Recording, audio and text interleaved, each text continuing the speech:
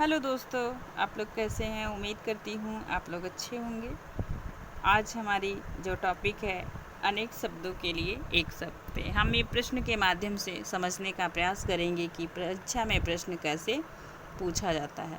और आप देखिए और प्रश्न को समझने का प्रयास कीजिए। आप प्रश्न को देख के समझ पा रहे होंगे कि अनेक शब्दों के लिए एक शब्द में प्रश्न और कैसे बनते हैं। तो आइए चलते हैं प्रश्नों की तरफ। समय न बर्बाद करते हुए हम सीधा प्रश्नों पे चलेंगे। मृग जैसे लोचन है, जिसके वाक्यांश के लिए एक शब्द है मृग लोचनी। ठीक है, आगे चलिए देखिए। जो समाचार भेजता हो के लिए एक शब्द क्या है? संवाददाता। ठीक है, टीवी स्क्रीन पे आप देखे होंगे कि मीडिया के द्वारा तो बहुत सारे कर्मचारी होते हैं जो दिन भर की न्यूज़ को इकट्ठा करते हैं और संवाददाता संवाद को पब्लिक के बीच भेजता है। उसे क्या कहते हैं? संवाददाता। जल में रहने वाला प्राणी के लिए एक शब्द है जलचर। ठीक है, और वही जब आप देखेंगे जल में जो है कि जलचर कहते हैं, और जल में जन्म लेने वाले को जलज कहते हैं। ठीक है, और जल को धारण करने वाले को समुद्र कहते हैं। जिसके पास कुछ न हो, ठीक है, अकिंचन। जिसके पास कुछ न हो उसके लिए एक शब्द है अकिंचन। आइए नेक्स्ट प्रश्न पे चलते हैं। जिसका निवारण न हो सके के लिए एक शब्द है अनिवार्य। आइए नेक्स्ट प्रश्न पे चलते हैं और प्रश्न को देखने का प्रयास करते हैं कैसे कैसे प्रश्न पूछे जाए। और इन प्रश्नों को देखकर आप समझ पा रहे होंगे कि प्रश्नों का नेचर कैसा होता है, कैसे कैसे प्रश्न पूछे जाते हैं। अभी तक आपने थ्योरी पढ़ा था, अब आप प्रश्न को देखिए। ठीक है, आगे चलते हैं। नेक्स्ट प्रश्न को देखिए। समस्त पृथ्वी से संबंध रखने वाला क्या कहलाता है? तो सार्वभौमिक। जो ज्ञात इतिहास के पूर्व का हो, वाक्यांश के लिए एक शब्द क्या है? प्रागैतिहासिक।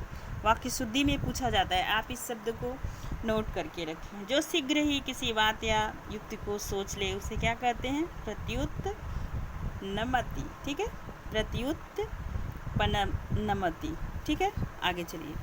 जो मापा न जा सके, अपरिमेय। गणित में भी इन शब्दों का प्रयोग आप सुने होंगे, परिमेय और अपरिमेय। ठीक है, आगे चलते हैं। नेक्स्ट प्रश्न पे चलिए। जिसने मृत्यु को जीत लिया हो उसके लिए एक शब्द है मृत्युंजय। अन्य मनस्क शब्द का अर्थ क्या है? तो देखिए प्रश्न को और फिर इसका आंसर आप देने का प्रयास कीजिए। जिसका मन, ठीक है, जिसका मन किसी दूसरे और हो। ठीक है, आइए आगे चलते हैं और प्रश्नों के माध्यम से समझने का प्रयास करते हैं। नेक्स्ट प्रश्न को देखिए, आप देख पा रहे होंगे। आइए अब हम चलते हैं अगले प्रश्न पे और देखने का प्रयास करते हैं कि कैसे कैसे प्रश्न परीक्षा में पूछे जाते हैं। ठीक है, आइए अगला प्रश्न है। जिसका संबंध उपनिवेश से हो। ठीक है, उपनिवेश का मतलब आप समझ रहे होंगे। उसके लिए एक शब्द क्या है? औपनिवेशिक। ठीक है, आगे चलें। हाथी की पीठ पर रखे जाने वाले आसन को क्या कहते हैं? हौदा।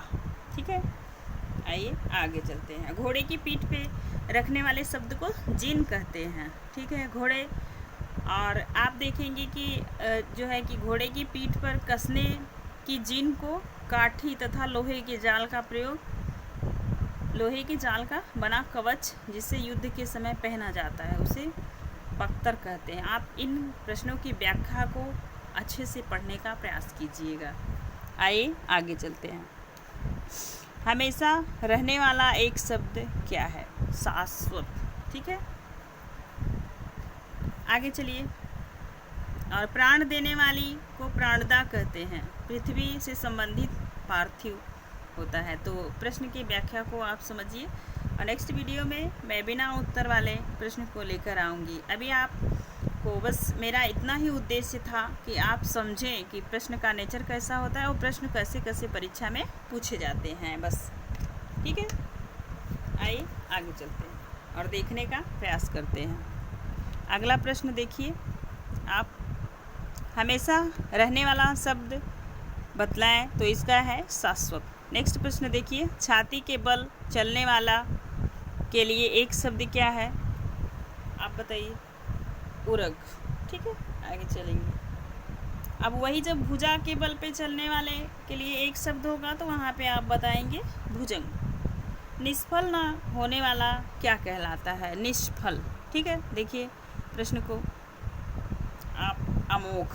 आइए नेक्स्ट प्रश्न पे चलते हैं और देखने का प्रयास करते हैं कि अगला प्रश्न कैसा है।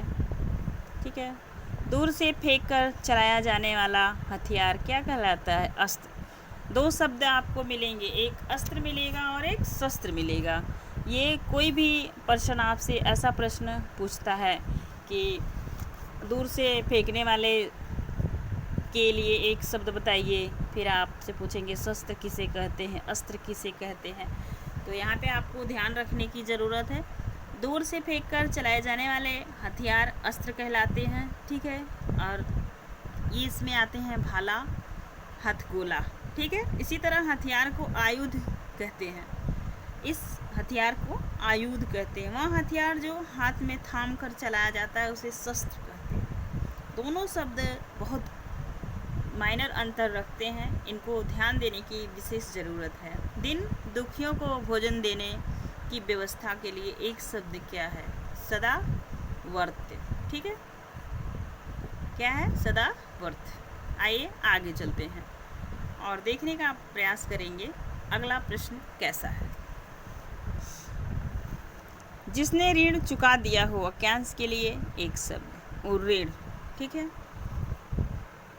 आइए जो अपने स्थान से अलग न किया जा सके, वाक्य के लिए एक शब्द तो उच्युत। ठीक है, आइए आगे चलते हैं और प्रश्न को देखिए। जो अपनी बात से टले नहीं उसे अटल कहते हैं। निष्फल न होने वाला वाक्यांश के लिए एक शब्द है अमोघ। ठीक है, जो निष्फल नहीं होता उसके लिए अमोघ है। जिसको जीता ना जा सके उसे अजेय कहते हैं। तो आज के लिए बस इतना ही। आपने देखा अनेक शब्दों के लिए एक शब्द, इनके द्वारा कैसे प्रश्न बनाए जाते हैं। और आप देखिए ये सारे प्रश्न परीक्षा में आए हुए प्रश्न हो, चाहे टीजीटी हो, पीजीटी हो, यूपी टेट हो, सीटेट हो। ठीक है, यहाँ से प्रश्न आपको अवश्य परीक्षा में मिलेंगे। तो आज मैंने 20 प्रश्नों के साथ यह प्रश्नोत्तरी की। यह प्रश्न आपको कैसा लगा? यदि आपको अच्छा लगे तो एक कमेंट अवश्य करिएगा। अगला वीडियो आप किस तरीके का चाहते हैं हमें ज़रूर बताइएगा। तब तक के लिए आप अपना ख्याल रखिए और अच्छे से पढ़ाई कीजिए। धन्यवाद।